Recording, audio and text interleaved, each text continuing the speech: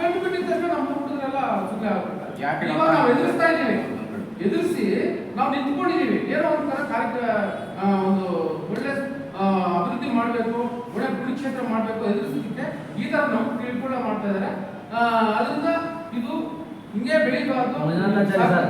ಈಗ ಅವ್ರು ಆರೋಪ ಮಾಡ್ತದೆ ಏನಪ್ಪ ಅಂದ್ರೆ, ಕೆಂಜರಾಚಾರಿ ಮತ್ತು ಮಂಜುನಾಥಾಚಾರಿ ಇಬ್ಬರು ಸೇರ್ಕೊಂಡು ಪಾಪಾಗ್ನಿ ಮಠದ ಆಸ್ತಿನ ಬರಬಾರೆ ಮಾಡ್ತಿದ್ದಾರೆ, ಅವರು ಭೂಗಳ್ರು ಅಂತ ಹೇಳ್ತಾರೆ. ಅದು ಸರ್ ಮಾತು 100 ಹೇಳ್ಬೋದು, 1000 ಹೇಳ್ಬೋದು, ದಾಖಲೆ ಬೇಕು ಸ್ವಾಮಿ, ಸುಮ್ಮನೆ ದಾಖಲೆ ಬೇಕು.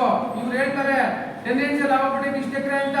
ಟೆಂಡೆನ್ಸಿಯಲ್ ಯಾವುದೇ ಕಾರಣಕ್ಕೆ ಮಾಡಕ್ ಬರಲ್ಲ. ಮಠ ಮಾನ್ಯಗಳು ಸುಪ್ರೀಂ ಕೋರ್ಟ್ ಆದೇಶ ಐತೆ, ಟೆಂಡೆನ್ಸಿಯಲ್ ಅವ್ರು ಆಗಿದ್ದು ನಮ್ಗೆ ಬರುತ್ತೆ. ಅರ್ಥ ಆಯ್ತಾ? ಅದನ್ನ ಅರ್ಥ ಮಾಡ್ಕೊಬೇಕು.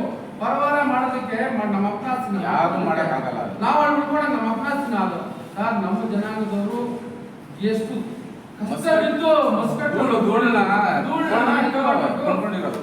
ಗ್ರಾಮ್ ಬಂಗಾರ ಮಾರ್ಬಿಟ್ಟು ಆತ ಪ್ರಾಪರ್ಟಿ ಆಸ್ತಿ ಮಾಡಿರೋದು ಯಾರು ಮಾಡ್ಕೊಳಕ್ಕಾಗಲ್ಲ. ಯಾರ ಕತ್ತೆಗಳಲ್ಲಿ ತೊಳೆದು ಬಿಟ್ಟು ಬಂಗಾರ ಮಾಡಿ ಬಹಳ ವಿಶೇಷವಾದ ಜಾಗ, ಅಗ್ನಿ ಜಾಗ.